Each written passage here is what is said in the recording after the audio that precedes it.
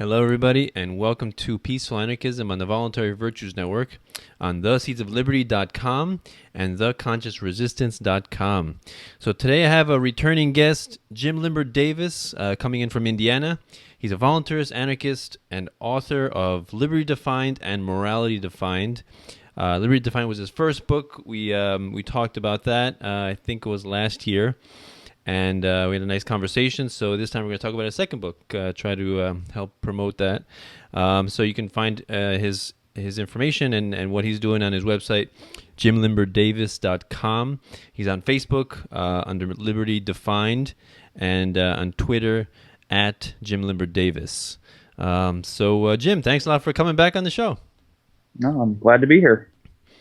Yeah. It's been a while since we last talked, and I know you've been you're a busy guy. You know, and aside from writing these books, he's also writing other books on some Star Wars fiction, right? That you've been up to. So you're a busy guy. Creating content is a never-ending endeavor. And creating content and just trying to get my thoughts on paper so I don't forget them. Always a never-ending battle. Right. I feel like as a writer, like I've written a bunch of articles and blog posts, and I'm kind of about to publish like an e-flip book, maybe a Kindle book, and I feel like not only writing but also podcasting is kind of like taking a snapshot of the present and our thoughts, and how we think, and it's just a way that people in the future, like maybe our kids or grandkids, can look back and see exactly what we were thinking, and I think it's a great idea for people to do this kind of stuff, and I encourage anybody to that's why the internet is so awesome. Anybody can start a YouTube channel, right? Anybody can post stuff on and just get whatever your message is. I guess right or wrong, good or bad. Let the market decide of what your message is all about. Yeah, sure. Why not? If you don't try something, you won't know. So. Right. Exactly. So so can you take us into Morality Defined and what you what your a goal or objective is in writing that book? All right. Well, before I get into that a little bit, it's got to be important for the listeners to understand that everything I do is in terms of economics. So I know it's been often stated in a lot of the liberty circles that all human interaction is economic interaction. And I understand that Mises was the one who wrote about this and called it praxology. I have no idea how he came to that. I don't understand. I've never read any of his works beyond snippets and quotes floating around the internet. In fact, everything that I've done pretty much for Liberty Defined and Morality Defined is derived from my own deductive reasoning that I started around 21. It's just a culmination of everything that I've done. What I have read are history books, directly copied correspondence from historical figures, and other protected materials stored in various state and local archives around the United States. I didn't begin listening to Molyneux or Rose or anybody else. I never read a Rothbard book or anything until I had the vast bulk of my own understanding already in place. So before anybody listening, before you start criticizing me about what I'm about to share, please understand that what I have devised is not built upon the directly discussed ideas of liberty, morality, self-ownership, or the non-aggression principle, beyond these topics being stated as inherent, immutable, or of divine inspiration, or anything else anybody has had to say about this. Like I said, all I did was read correspondence and personal letters and notes and old government documents, struggles and stories of history and how different people, why they rebelled, so on and so forth. I didn't read the philosophy parts. I just read the actual events parts and pieced together what everybody was trying to do, why they were trying to do it, why it didn't work, and try to figure out the little holes that they failed to fill in, like the little plot holes in the stories and why certain things that worked or didn't work. So what I did was take those ideas and just break them apart. Now, I've heard about the universally preferable behavior, and I understand the basics of it, though I've never actually gotten into the precise understanding of it and figuring it out entirely. Um, and so, with this in mind, it's important that people listening need to understand that I knew nothing of these other concepts before I started crafting these ideas, and that's important because as we start discussing topics with other people in debate or just general discussion, we end up immediately jumping to definitions of terms that we first learned or how we most commonly associate those terms. A lot of people will jump all over my bones about, I'll say, morality is objective. I did not say objective morality. I said morality is objective. It doesn't always mean the same thing. So if you take those two words, you split them apart, it just means there's a clear goal for morality. I don't define it. I don't get into what other people have had to say about objective morality or subjective morality or whatever it is. I started from scratch. Okay, so with that in mind, this is kind of what I came up to, and I'll have to start with self-ownership in order to build up to everything. So I will give a cap, I guess, of what morality basically is in a nutshell. Pretty much, morality is about recognizing the value that we place on ourselves as individuals. It's about wanting that value respected. Now, the amount of value you place on yourself doesn't matter.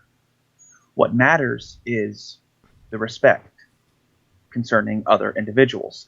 The value is absolutely open for interpretation because at the end of the day, how you value yourself versus somebody else, you are almost always going to choose yourself over somebody else unless you're taught some sort of special code of honor, maybe. But your value, for most people, it's always going to be themselves over others. And I know that sounds kind of selfish, but if we don't take care of ourselves first, we can't take care of anybody else. You don't put your oxygen mask on an aircraft going down before you try to help somebody else. You might pass out, and then you won't be able to help anybody. So what good is not taking care of yourself first if you want to take care of other people? You have to come first in order to provide. So we want that value respected, and we understand that others must have similar concepts. So we extend in some fashion of communication our ideas and what others should expect of us. We set the groundwork for that, and we make sure that our respect of other individuals, their consent to being interacted with, has to default at 100%.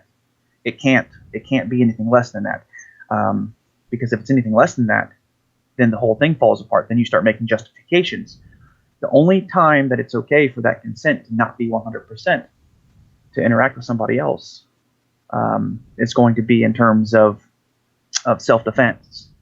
Now, a lot of people will break that apart and they'll say, no, you have to violate somebody's consent, and they'll be nitpicking about it, and you have to violate somebody's consent in order to communicate with them. Well, that should be an understood. If there's anything that's going to be inherent, it's going to be that understanding there, where individuals need to recognize a necessity for being able to at least communicate on basic levels with other individuals to recognize boundaries. That's it. And that's what morality in practice, the non-aggression principle in practice becomes. It becomes a boundary. So that's important. But a lot of people will tell me, well, that doesn't make any sense. You can't just go make stuff up like that. And I'm going to tell them, actually, yeah, I can. I can make up whatever I want, and if you want to agree to it, that's fine. But this is again all based on economic terms, or in economic ideas, I should say. So going all the way back to the beginning, liberty is or morality is rooted in the idea of self-ownership. Okay, again, in terms of economics. And a lot of people will say Self-ownership is inherent or immutable or divine inspiration or whatever, but they won't actually be able to define it.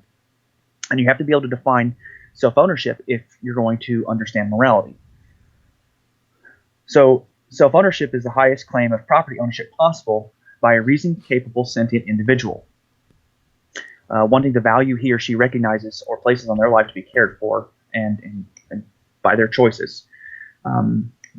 This is what the definition of self-ownership should be entirely about. It's about taking care of the responsibilities of yourself, maintaining the individual should maintain all aspects and care and responsibility of his or her life. Okay, and this happens by the individual refining his or her three natural resources to provide for or satisfy the four basics of life. And I'll get to those in just a moment here. Think of it as the sentiment behind homesteading. If you take care of everything and make improvements and maintain and improve the quality of your life through your efforts alone, by refining your three natural resources, your time, intellect, and labor, to provide for your sustenance, shelter, security, and happiness, so long as you're doing that and not allowing anybody else to do that for you without some sort of voluntary exchange, meaning that you say you go get a job, you need a house, you can't build a house yourself, but you have other skills, so you go get a job and you sell and refine your time, your intellect, and your labor to earn money or credits or whatever it is you do at some big business. Then you take some of that portion of that wealth that you earned, that money, those credits, and then you trade it to somebody else who can build a house for you. You're still taking care of yourself. You're still providing for yourself.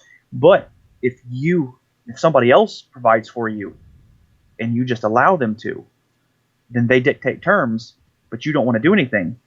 And they can dictate terms and say, now you have to do this for me, and you accept that. Then they have a claim over your life because you allowed that to happen. Kind of the way government works. Government steps in, says we're going to do this. We always talk about consent when it comes to government. People like to say social contract, et cetera, et cetera. Social contract is a perversion from this. It's a top-down collective to the individual to coerce conformity.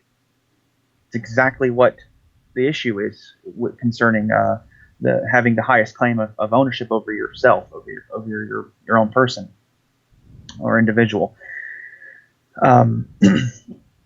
So the social contract being a perversion of this, the individual responsibilities to provide for themselves, including things like travel, nutrition, maybe contract enforcements, those are all forfeited at gunpoint. And that's always what people fail to recognize when it comes to property ownership. And so they claim they're free. They claim everybody has a right to do everything, but they don't actually own themselves, but they do own themselves. They own themselves because they're free to leave, but they don't own themselves because they have to conform to everything else here. And people don't recognize the means that people who support government, I should say, do not recognize their ability to or their actions, the unintended consequences of their actions on other people. So people want government to do this. They claim this jurisdiction over this area, and then they want to tell people in the same breath that, yeah, you're free. You just have to follow these rules, and it becomes an issue that way. So in order for people to understand the rest of morality and then liberty, which you have to understand self-ownership. Self-ownership, again, being the sentiment behind homesteading. You provide for yourself entirely, either creating and acquiring everything you need to maintain your life and or improve its quality, or you do that in a combination with trading for what you need from other people peacefully. That's self-ownership. That's how you take care of yourself. So this getting into understanding self-ownership then must then be taught to the next generation. And we had previously talked about in other conversations about how children are actually property. A lot of people will just want to skewer me for that.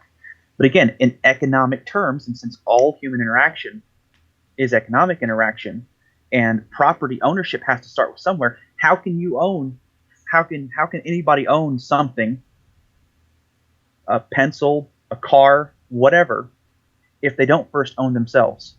So if the individual can own himself, then anything that individual creates by a refinement of his time, intellect, and labor, even if it is with another individual, then there's joint ownership over that whatever's created, whatever the refinement of those three natural resources is. So a parent must understand this and be able to explain this concept in the offspring. And because the parent makes a decision which results in the creation of a new life, incapable at early stages of its development, up to as many as maybe even 10 years or more, that parent, those parents are still providing the basics of life for that offspring. Now, some people will say that this is supposed to be some sort of state of stewardship or some other similar idea that work in place of ownership of a child, and I disagree with that, as the entire premise is built around economics and the idea of ownership, starting with self-ownership. And again, self-ownership is directly tied to economic activity, since all human activity is economic activity. And unlike slavery and stewardship, ownership of children is more what parenting is all about, and the recognition of the child's development into a self-owned individual capable of claiming the highest ownership possible over him or herself by the teachings of his parent or her parents or guardians. Basically, the parents teach the child the lessons necessary to maintain, to refine their three natural resources in order to satisfy their four basics of life. So the parents, if they understand this concept, they refine their time, intellect, and labor to satisfy their needs and requirements for sustenance, shelter, security, and happiness. They teach their children this, and with each successive lesson, the child becomes or tries to become more and more independent. It's not a matter of recognizing specific boundaries or creating some sort of test for the child. It's a matter of recognizing what the child learns and knows, and the parent trying to help encourage that or better lessons and teachings so that the offspring is able to fully care for him or herself. That's why it doesn't seem like guardianship for me, as far as I'm concerned, doesn't work as well. Stewardship doesn't work as well, because if we don't own ourselves, and then we don't own the refinement of our time, intellect, and labor, which then would be the production of offspring. If we don't own that, who owns that? This collective of people that has claimed jurisdiction over us, so they can just come in and take our children away from us because they don't agree with what we're doing. I don't agree with a lot of things that a lot of people do. And a lot of people will say it's immoral for me to not stand up and do something about those poor children who have this horrible mutation of the flu virus and their parents only praying over them instead of taking them to a hospital. Okay, I'm not sorry at all for not stepping in and violating those parents' rights. It's a crappy world, not because people choose to make decisions to care for themselves and their children in a way we wouldn't agree with. It's a crappy world because people presume the right to interfere into the affairs of others and not recognize their consent in whole 100%. There's a difference between somebody just beating the crap out of their kid because they're mad, they're angry. You know, it's not the same thing for a 35-year-old man to beat a 10-year-old boy because the 35-year-old man doesn't understand how to explain to the 10-year-old boy how to do something. There's a difference between that and then just praying that your kid will get well from this freak strain of the flu virus. There's two different things. A lot of people say, no, there's no difference because you have to take care of the children. No, there's a difference. There's a difference. However, I'm not defending both. I'm not defending the right of the parent to just to beat the crap out of their kids or just let them die. It's just, what right do we have to actually interfere with somebody else if we believe in self-ownership 100% of the way? If we understand self-ownership in this fashion, yeah, a lot of people will die. But how many people will die under this version of understanding, under this set of ideas, versus what we currently have, where wars are started for no other reason than people just got involved in somebody else's life and told them to, I'm going to take over this because you obviously don't know how to do certain things. I mean, that's the number one problem with people. They get involved with other people's lives. They don't think about the unintended consequences, and they're not willing to just leave things well enough alone. Just let it go. You know what? If 5 children die because their parents refuse to listen to reason, you can try to reason with them as much as you can, but the moment you initiate any sort of violence or aggression against them whatsoever, you've basically forfeited your right to any sort of peaceful or civil discourse with the people that you don't agree with, because it's along the same lines of thinking as, I'm just doing my job. Mm-hmm. So you're just going to decide to violate the consent of parents who choose to do something differently than you. Okay, all right, that doesn't work that way, because the children are the property of the parents. It's terribly unfortunate certain things happen. You can't change the entire world. You can't do it by yourself. You can always be the example you want to see in the world, but you can't go around and think that you have the moral high ground if you want to get involved in other people's lives and violate their consent to being interacted with, and then still claim that self-ownership is the way to go. So by teaching the sentiment of homesteading as the basis of self-ownership, the parents can then teach that to their children, and that sets a clear expectation of what the process of parenting is all about, because we all want to see our legacy, our offspring, our children keep going. Mm-hmm. It's a lot of us just have this thing where they want to make sure they leave their positive mark on the world. Many of us just want to do more than just simply exist and survive. So that's how you do it. But if you just wanted to exist and survive, that's still how you want to do it. So making this transition from self-ownership to what morality is, then we have to understand what liberty is. So self-ownership is basically the essence, the sentiment of homesteading yourself or oneself, and parenting is the teaching of the children how to homestead themselves, how to take care and maintain themselves. Liberty is about the exercising of self-ownership, and this is what liberty defined is all about. Now, none of these actually come before the others. I guess the best way I can explain this is that they're more or less I don't know, kind of like a triangle where all 3 parts, there's your self-ownership on one corner and liberty on another corner and morality on another corner, and you have to have them all together in order for them to work. So understanding self-ownership, then now how the self-ownership and practice work, well, that's what liberty is all about. And liberty is about maintaining the highest claim of ownership over the individual by refining the individual's 3 natural resources in order to provide for or satisfy the 4 basics of life. Now, the 3 natural resources are, again, our time, intellect, and labor, and in that order specifically, because we all have lots of time. It takes time for us to develop intellect, and then it takes additional time to refine that intellect and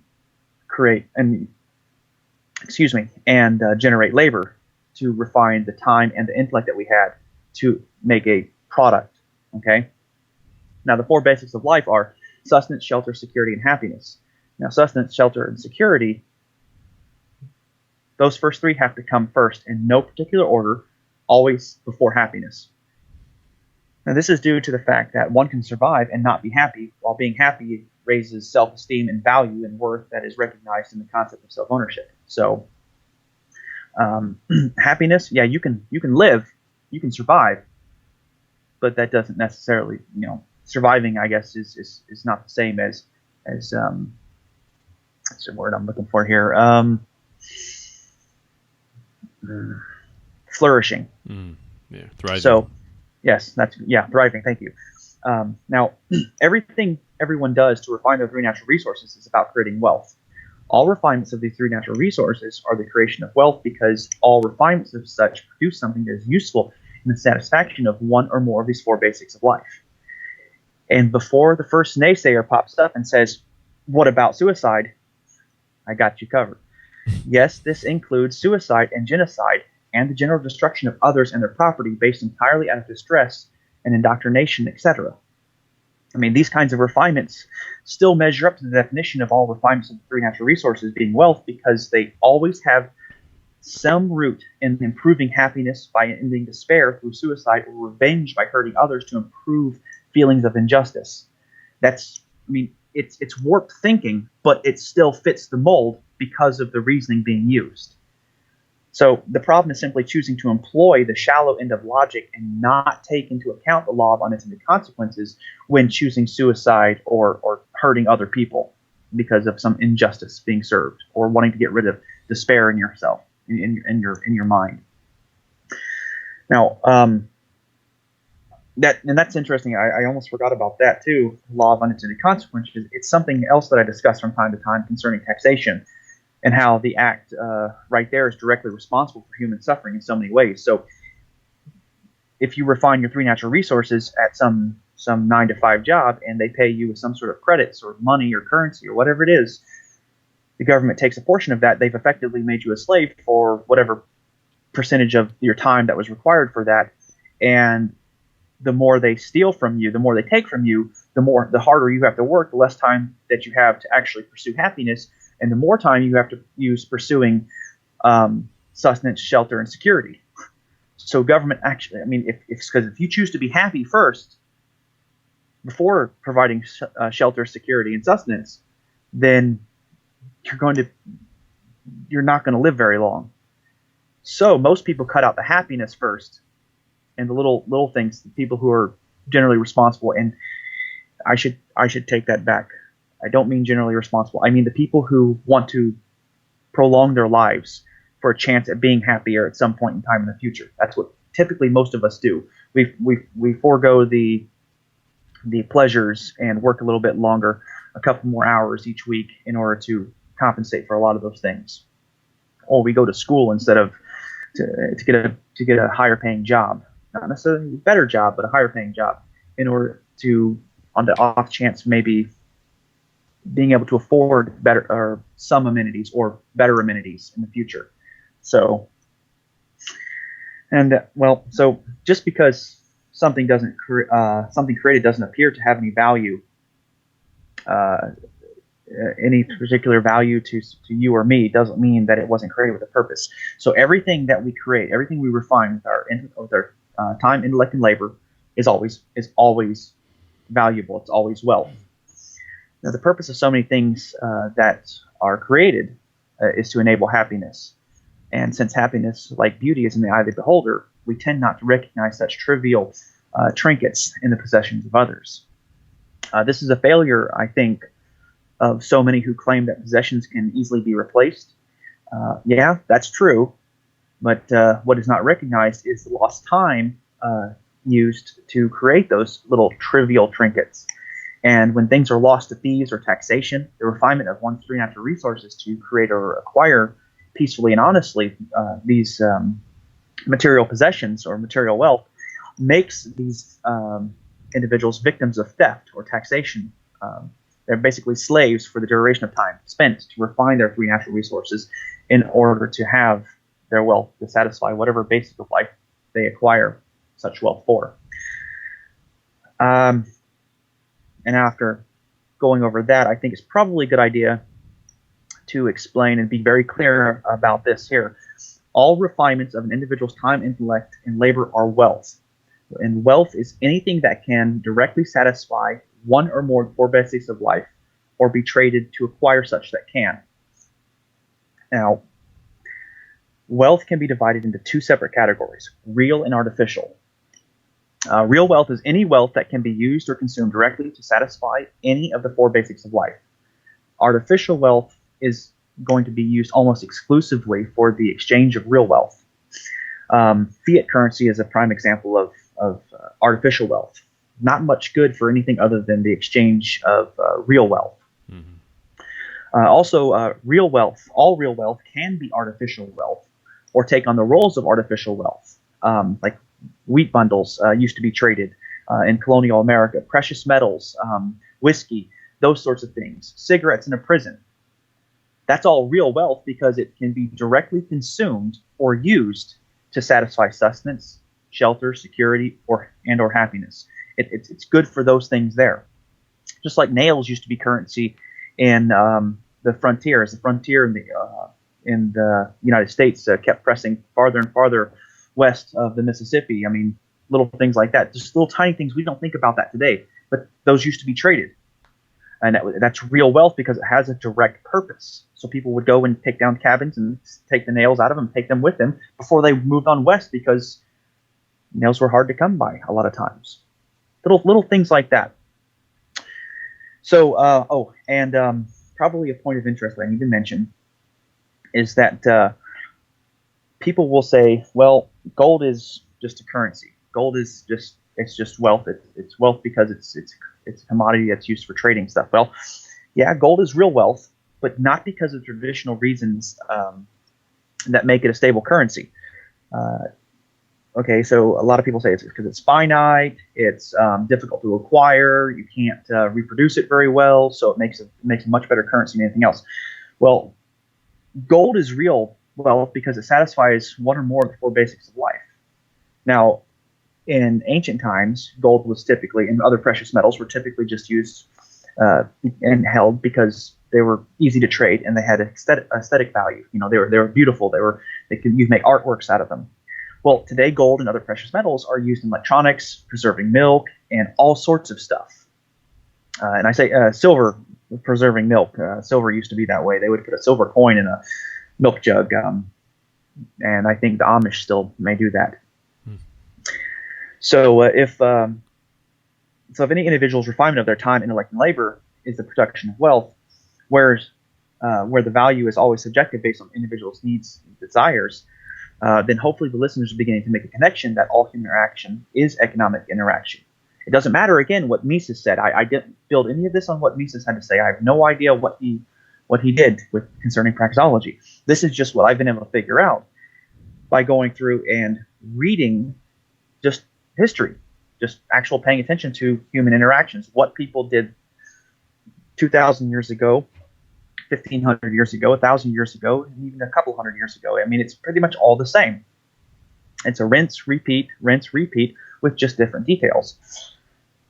So what I found out, ended up understanding, it's a complete and total breakdown in communication that followed the failure of societies to self-reflect as a group, but not necessarily as individuals, and then stand up to their groups as individuals. That this sort of everything that I've just talked about so far ended up being missed. People always fail to see how each individual's actions played a part in the whole grand scheme of things.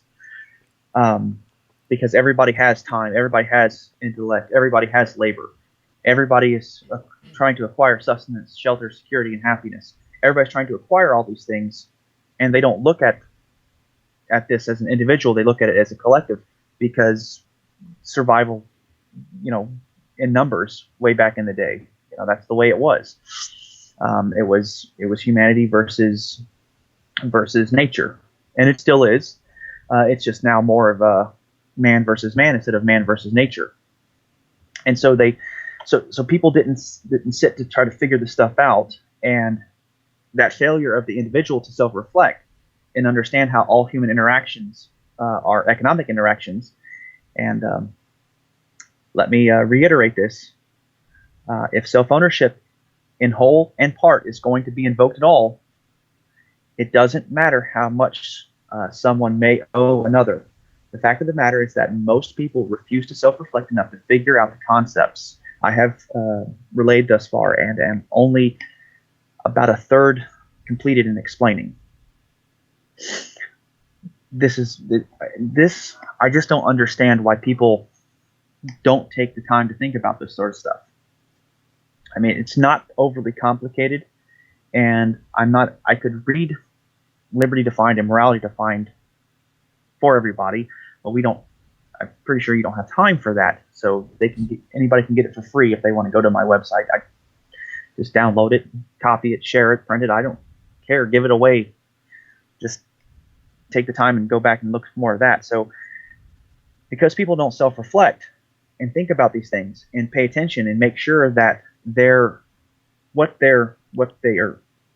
philosophies are in lockstep with their actions, meaning that their actions have to be a mirror of their philosophy. Because they don't do that, and then they look at their philosophy or they look at their actions, and somebody else looks at it and says, "I don't agree with that," and they start they don't communicate with each other to try to figure things out, because they don't try to self-reflect to see if they're actually the problem or not. People jump to the conclusion of, well, you need to pay attention to my end game and not my means, and then are quick to judge other people for their means and not their end game. So it's terrible that happens, and because people do that instead of making sure that their means match exactly their ends, they end up not understanding that they have to recognize the value in themselves. They have to recognize the value in other people. Then they have to understand that the value doesn't matter, just the consent to being interacted with. The respect of that value has to matter. And respecting that value 100% outside of the realm of self-defense then becomes the basis of all morality. It is, in effect, the non-aggression principle. So we all choose to place value on our lives. Doesn't matter how much value we place in our lives. What matters is that we place value on our individual lives and want that respected. Again, it doesn't matter how much respect we want. The default of respect outside of the realm of self-defense should always be 100%. Consent to being interacted with should always be 100%. But I have my critics who will say the seemingly obvious flaw of this, that you can't that then nobody can talk to anybody. You have to understand, everybody has to understand that there has to be just a tiny amount of give there so that you can communicate these ideas with other people in order to find out their borders, their boundaries. And as you become friends, then you can make crass jokes, then you can do all sorts of pranks and things like that. But until then, you have to understand where people sit on this philosophy, how much respect that they want, and they have to build a rapport with each other. But until you or any individual understands that respect should always be 100%. Now, because people don't communicate this, they don't, and I guess they can't communicate this because they don't think about this, they don't understand it. People don't recognize the idea of, or the value of certain kinds of, I guess, maybe self-reflection. And it's something that hits me hard, mainly because of the way I grew up. So I had a dad, a very, very hardcore disciplinarian, in the Army for 40 years, state employee for 40 years. And so it's do as I say, not as I do. It's probably better that I not go into that anymore. But I was never able to actually ask questions ask questions and have them honestly answered without just being ridiculed terribly. But anyway, so the whole idea about the morality And this is true for any religion you look at. It doesn't matter. Any religion you look at, morality is always about protection and defense. It's about creating that barrier. So that's why you have to be able to. That's why consent, respect of other individuals' value, whatever whatever value they place on themselves, has to be 100%. Because every religion, it creates these rules where the rules are very subjective in terms of who they're allowed, who they apply to, and who they don't apply to. So ancient religions, modern religions, and everything in between are trying to protect a certain class or group of people. So you won't be saved and protected unless you conform to these rules. Well, then once you conform to these rules, then you'll be promised the ability to live peacefully. You'll be promised the ability to refine your three natural resources. You'll be promised the ability to satisfy yourself. Some invisible overlord or deity or whatever will protect you or guide you and give you wisdom in this life and protect you in some other life or whatever. But no matter what, it's always about protection. That's what it is. But the core of morality is the non-aggression principle. It's about the respect, the recognizing of your value and other people's value and respecting that. So anything that breaks or violates that consent between two individuals, and everybody holds to this, everybody. If there's anybody that doesn't hold to this, then something is wrong with their train of thought. It quite literally is not normal. Meaning that they don't have value over themselves, or they don't see value in other people. But I guarantee you that the vast majority of those people will still find value in themselves without wanting to recognize the value in others. And again, that's the core of the non-aggression principle, being that you recognize value in yourself and want it respected. You recognize value in other people. They want that respected. So what happens is individuals end up becoming, they find a common ground there, and they find out that one another, no, I don't want to fight you. I don't want to transgress against you. I don't want to fight because there's a chance that I might lose. You might take everything from me. So let's agree to just not transgress against one another. And I know it's not like we actually go out there and talk to people about this, but this is always talked about in growing up. We teach our kids not to hit. Not necessarily. A lot of us just say it's because it's wrong to hit somebody else. No, it's not necessarily because it's wrong to hit somebody else. It's because if you hit somebody else and you try to take their lunch, what if they hit you back and you don't get back up? Mm-hmm. That's the first reason. We can talk about that principle all we want, that it's just plain wrong. No, it's about protection and defense. Because if we try to take something from somebody else to satisfy any of our four basics of life, that we didn't refine ourselves, or we didn't refine whatever it is that we're trying to take from somebody else, and they successfully defend themselves, they may not be intent on ending our lives with one punch, but it could happen. And that right there is the core of the non-aggression principle. It's about trying to set some sort of boundaries, verbal boundaries of some sort of communicated boundaries, to where, hey, look, I value my life. Please respect it. I value your life. I won't attack you. That's the core of the non-aggression principle, and that's the core of every single religion out there. So when we begin to understand that others must have these similar concepts, we extend in some fashion of communication these other ideas and what others should expect of us. And when we learn this, we come to a common understanding of not aggressing against others, and out of respect and recognition that they may retaliate justly against us.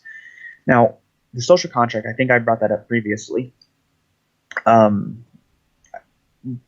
non-aggression principle is actually the social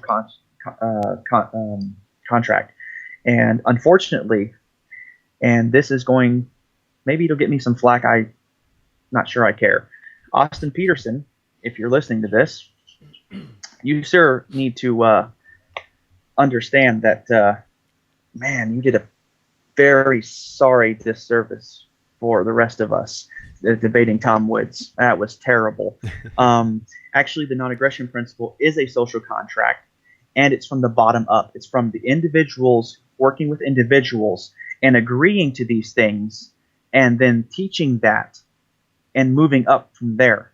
Whereas social contract, from government point of view, where we all have to pay into this sort of thing there and be forced to it, that's a perversion of what the real social contract is. Now, social contract is, again, non-aggression principle, the basis of all religion and human interaction in terms of defense and protection. Okay? So the more people who do this, the more people who abide by the non-aggression principle, the more people who make this default in place of government, what is commonly accepted as that social contract and taxation, then becomes a social contract. People like to say, no, contract has to have signatures and paper and guidelines and all this stuff. No, it doesn't. How many contracts do we make every single day? How many agreements and interactions do we get with everybody every single day? We just understand that when we go through a grocery store and we pick up some items, we need to pay for them first before we can take them out of the store, because they're not technically our property. It's an unspoken agreement that when we go into a grocery store and we put stuff in a shopping cart that is provided by the store owners, that we are going to load up this cart and walk to a cashier instead of right out the door. Mm-hmm. We make those kind of little contracts every single day. I mean, you walk into a store, you can walk out. The only two ways you walk out of that store peacefully are as if you pay for the stuff that you decided to pick up in that store, or you put that stuff down and you walk out with nothing except for what you came in the store with. That is an unspoken contract. The non-aggression principle, unspoken contract. It's just part of. It's the social contract from the individual up, whereas government is a social contract with coercion and force, unjust and unwarranted, from the top down, from the collective to the individual, and it doesn't work. So, I think with people choosing to communicate with others, to present their ideas and expectations of how they should be interacted with, they develop the neutral point of all morality. And that neutral point is the non-aggression principle. This is the starting point for all that is moral and immoral. Anything that violates consent outside of the realm of self-defense, which includes the blatant refusal to listen to reason equally as much as the blatant refusal to explain one's grievances, are all immoral acts. Anything, even guilt, is a violation of can be a violation of the non-aggression principle. I think in my book I use the example of a motorist stranded on the side of the road. A lot of states in the Union have this thing where you have to stop and help, or you have to call 911, you have to do something. Well, if I didn't push that guy off the side of the road, where he's now hanging on to dear life by just a little thread and needs medical attention, if I don't stop, am I actually doing something immoral by not helping him? No, I'm not. Because I didn't put him in that position. And second, I don't own him. I can do something that is moral by stopping and offering services to help him and ask nothing in return. Sure, that's moral, but it's amoral, of no negative or positive consequence for me to keep driving and keep going. Mm-hmm. Now, if somebody says, well, you should have helped him, you're going to go to hell, and they're trying to change my emotional state to something other than what it already is, and something negative to what it already is, then that's a violation of the non-aggression principle and immoral. And so many people don't understand that. So when they use harsh language and debate against others, they slander people and throw obscenities at people, and they're trying to shake their mental state, so they make mistakes in debate so that they can claim victory. That's immoral, because it's a violation of their state of the non-aggression principle, because it changes their state of mind with intent to change their state of mind. So somebody screaming a string of obscenities, F this, F this, F this, F you, F everybody else, and your mother and your unborn children and all this, and that's like, why would you say that to somebody in the middle of a conversation if you weren't trying to change their state of mind. And then to say, oh, you have to be more secure in your mind. No, that's bull crap right there. That is bull crap. It is intellectually dishonest, and it is just totally intolerable when it comes to holding a conversation with somebody. That's no better than saying than a cop or a soldier saying, I'm just doing my job. Now, you did that with vicious and malicious intent to cause somebody distress when that sort of thing is thrown out. So yeah, guilt can be a violation of the non-aggression principle. So anything as far as moral goes, anything that improves the quality of somebody else's life or helps maintain their life is a moral act. Anything that hinders or holds somebody back from maintaining and or improving the quality of their life is an immoral act. Now apply that to taxation. Taxation is not voluntary beyond, if you don't like it, you better get out of this claim, this entity's claim of jurisdiction. Mm-hmm. If you don't like it. So all government is immoral on that set of guidelines there, on that definition of the non-aggression principle. And then you can get into ethics, which is just another part of the positive side of morality, where it's just about maintaining a positive frame of mind and improving the frame of mind of other people, and so on and so forth. But that's all I wanted to get across. I don't care what people think is moral. I don't care what people think is good ethics. So long as anything that's being done is not negatively or positively affecting somebody else with intent to do so, it's simply amoral. I have no obligation to anybody else, because I can ask a price for helping that guy on the side of the road, and I'm sure he would pay it. Mm-hmm. But people would be like, no, that's immoral. No, it's not. In economic terms, he's taking my time, intellect, and labor, and I can absolutely ask for something. People are like, well, you're a cold-hearted expletive. No, I'm not. Just because you don't agree with how I refine my time, intellect, and labor doesn't mean I'm wrong. Just because, and now see, if people are going to take that attitude, then they don't believe in self-ownership.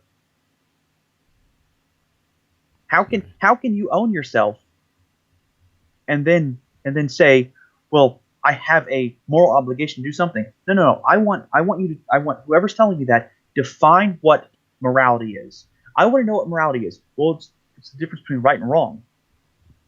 Or I hear a lot of times, people who don't know the difference between right and wrong are the problem in this world. No, the people who can't break down concepts and explain them to their core might be what's wrong with this world. And so, in a nutshell, that's how I led up to morality defined and got what I got out of there. So I know that that was a lot. I haven't talked that long straight for a while now. Yeah, you covered a lot of concepts there. And in addition, you can read his book. There's that. It's free. Yeah, it's a great book. Both of them. I definitely highly recommend everybody check his books out. Yeah, I mean, you talked about a lot of concepts that I could comment on.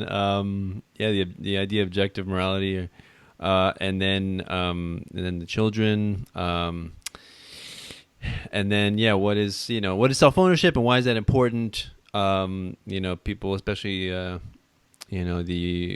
communists or anarcho-communists, like to point out that we can't own anything, or even talking about morality, like the nihilists, say that morality is subjective. There's no such thing as right and wrong. Maybe it's whatever's convenient at the time, which to me is really just an excuse for evil, sociopathy, and kind of do what I want when I please and screw everybody else. Right. Yeah, I think the nihilists are basically, I think they fall into the camp of I place value of myself. Screw you. But then they don't want to refine their own time, intellect, and labor to acquire what they want for themselves, mm-hmm. to either directly create it or to trade with somebody for what they've created. And that's just basically what nihilists become, I guess. Is that right? Not nihilists? Yeah, Yeah. Okay. yeah. I think so. And actually, my wife kind of says that too. She likes this quote by Osho, which is, "There's no such thing as truth. There's only ways of seeing." And to me, that seems like a very nihilist notion, which is also contradictory, right? It's like saying that there's no truth except what this truth that I'm telling you right now. There's no truth I except this truth. I've heard that before, and I, I I got to thinking about that a number of years ago, and what I've come up with for people who have that is not so much what they're saying is like there's just ways of seeing things. It's more of there's more than one path to the same piece of wisdom, Hmm. and I think maybe that's what they mean instead of it's just multiple ways of seeing things. So Yeah, yeah, and I always equate morality with like the laws of economics, laws of mathematics, laws of physics, in that just because there are people that practice bad mathematics does not negate the existence of mathematics, and just because there are people that lie, cheat, assault and kill and murder doesn't negate the idea that there is um, laws of morality that are universal and that can be transgressed frequently. But it's like people say,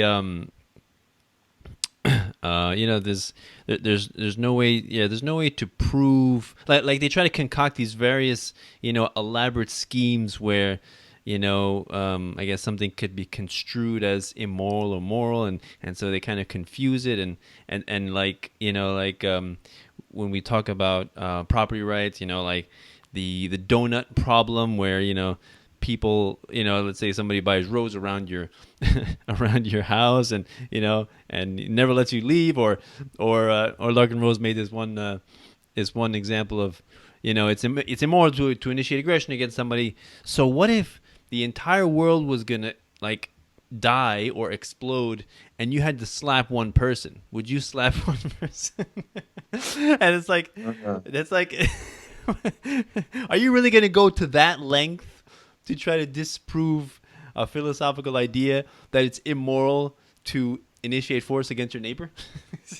oh, I can't stand some of those scenarios. They drive me nuts, and it's only worse when they refuse to define terms. Right. That's the biggest problem I have with people is that I'll lay something out, they will just make this massive assumption about what I meant, and they will take what they already know and apply it to what I just stated, and then not ask questions and walk around claiming victory, waving a flag.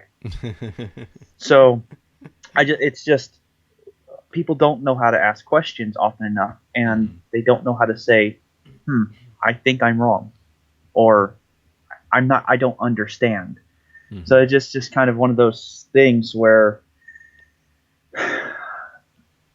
oh, it just frustrates me. But it's even more frustrating after I will explain to somebody that the basis of morality is the non-aggression principle. This is why you see value in yourself. You know other people have value in them, place value in themselves. You want that respected. You come to some agreement there about how the two of you are going to respect that value in one another. And that is the beginning of the non-aggression principle and the beginning of all morality, so long as you don't violate somebody else's consent to being interacted with after setting those terms. And they're like, see, I told you it's subjective because everybody can set their own terms. No, the base part is always the same. It's always protection and defense. It's always the same. If the base is always the same, then everything else after that, fine. You can make it subjective as you want based on how well friend you get to be with these other people you're talking to. But the base is always the same, and the objective, the clear goal of this is protection and defense. To be able to refine your three natural resources as you see fit, and then to provide for the four basics of life to maintain and or improve the quality of your life. So people like to argue all the time, no, it's subjective. No, close your mouth. Quiet your mind. Just listen to this. Pay attention to all of the words, and then go that route. And I don't know everything. And this is just what I have come up with on my own. I don't know anything about what Mises said, and I've only started in the last couple of years or so to pay attention to the things that Molyneux has said and other individuals who are out there. And do I agree with a lot of them? Sure I do. Do I understand and claim that they're all wrong? No. Like, for example, Molyneux did a thing on Star Wars recently where he picked apart Star Wars, and I've watched it a few times, and to my knowledge, now I might be incorrect, but I don't think he ever once mentioned that, yeah, this story totally screws things up because it teaches girls that they can do whatever they want if they just close their eyes and do this, and I know I'm not telling it exactly as it was, and I'm not doing that because I'm trying to skewer Molyneux. No, not at all. I think he's brilliant. It's just that I think he got this wrong because one crucial piece of an idea that he missed was that, one, the story is not over. Episode 7 is not over. So it's not wrong for the character's development in that movie, any of the characters' development in that movie to be considered complete, or their characters to be a bad example. I mean, because they're incomplete, and because of that, I think the sentiment of what he was trying to show, how the movie is skewed and it hurts the development of people and how people who look up to that sort of stuff. I think his general sentiment was incorrect. Now, if it was a standalone movie, that's fine. But in his video that he did about that, he pulled from other parts of the movie, so clearly it wasn't entirely about just that movie. So, and that movie, according to Disney, canon for that movie is now the Clone Wars cartoons, the Star Wars Rebels cartoons, I think, but I'm not entirely sure. Shadows of the Empire book, and a couple of new volumes of books that came out right before the movie that explained the history of some of the stormtroopers in there, and I think goes into the history of Rey and why she was where she was at and so on. But he didn't mention that, and that's a big deal for me because as a huge Star Wars fan, it's kind of like, why are you dogging on something, and then you leave out so much stuff, and so everybody's capable of making that mistake. It happens. They just, I think a lot of people they get on the bandwagon of what they already know, and then they just kind of run with it, and then they make that one mistake, and it's like, oh, well, nah, I'm not going to go back and fix it because screw everybody else. But I think if I had a chance to actually talk to Molyneux about that, I would absolutely debate him on that. I know my Star Wars, so I try to give him a run for his money. Yeah, when I talk to people on Facebook especially, and they comment on my posts, and they just throw around words that I'm sure they have no idea what the actual meaning is, like capitalism, socialism, black markets, corporation, monopoly, taxation. And so to eliminate any confusion, I immediately go to the dictionary, like Merriam-Webster's dictionary, and just say, this is the definition, and then I respond according to that, basically, because so many people, like you said, they function based off of feelings, that are like incoherent, and they have no idea what they're talking about, basically. And it reminds me of the quote by Murray Rothbard. It's no crime to be ignorant of economics, but it's unforgivable to have a loud and vociferous opinion while remaining in that state of ignorance. And that's so many people. It's amazing how many people. I guess that's pretty much everybody who's advocating for government, basically. Yeah, it's unintended consequences. Law of unintended consequences. Right. I recently was watching the debate with Peter Joseph and Stefan Molyneux.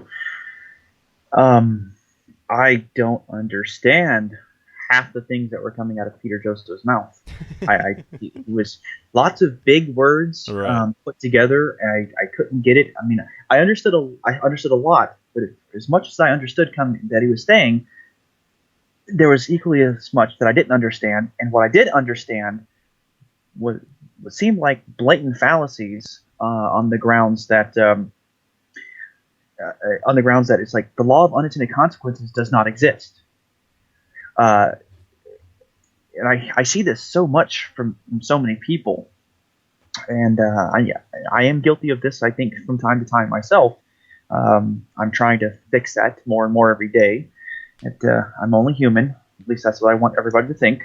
So, but he would say something like market forces created government, but what I think he means is that because there is ample wealth created and overcreated that's not necessary for the individual to maintain his life for that particular day, that can be given away, and then somebody sees that and says, oh, okay, well, they get greedy and they decide to take it, and then they create government, and government rises out of market forces, because market forces, purely free market forces, which are meaning that there's no coercion outside of the realm of self-defense or aggression or violence initiated, that somebody decides to initiate it because, oh, well, you have more than you need. It's okay. I'll take it. You didn't need it right now today anyway.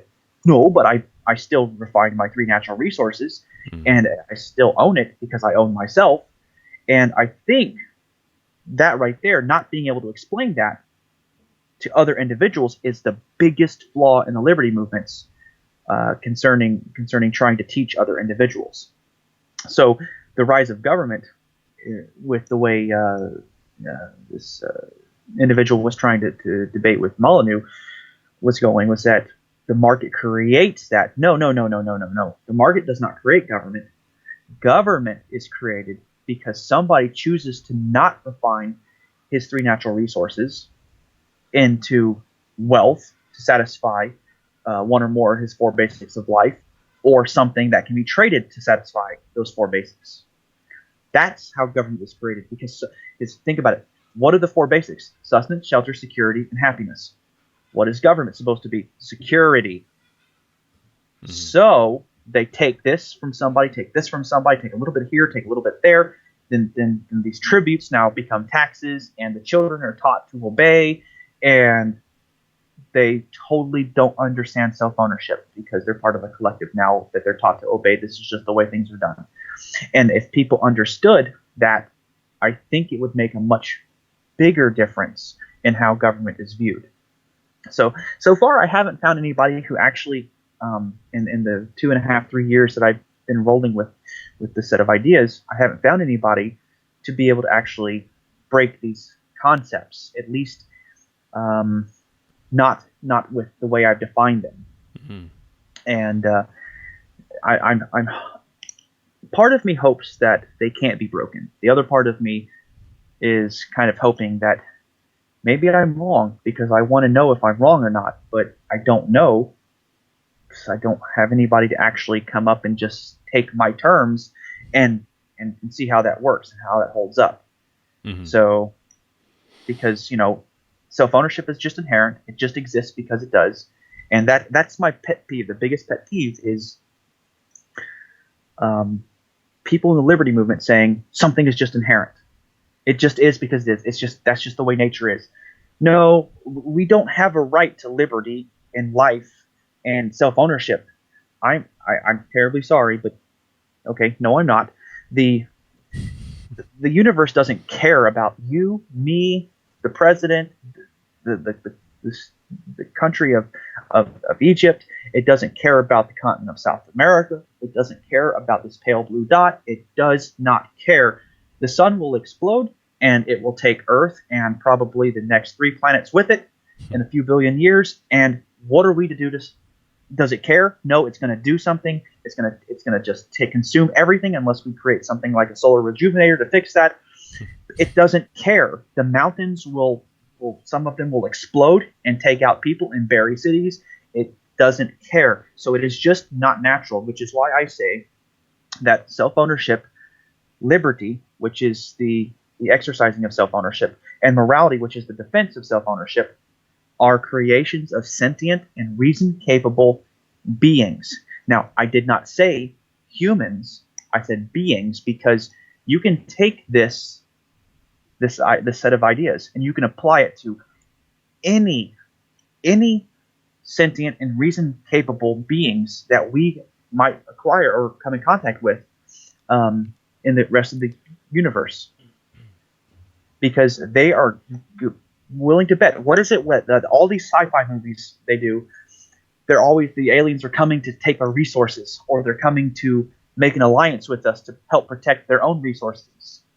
Think about that. It's always the same. It's always the same. And the only problem is communication. Mm-hmm. So, Yeah. But I think I'm very happy that you did write these books, and I think people can derive a lot of benefit from them. So I urge people to visit your site. So I don't want to keep you any longer. So please tell my listeners how they can reach you and follow your work. well, I run Liberty Defined, Facebook.com/Liberty Defined.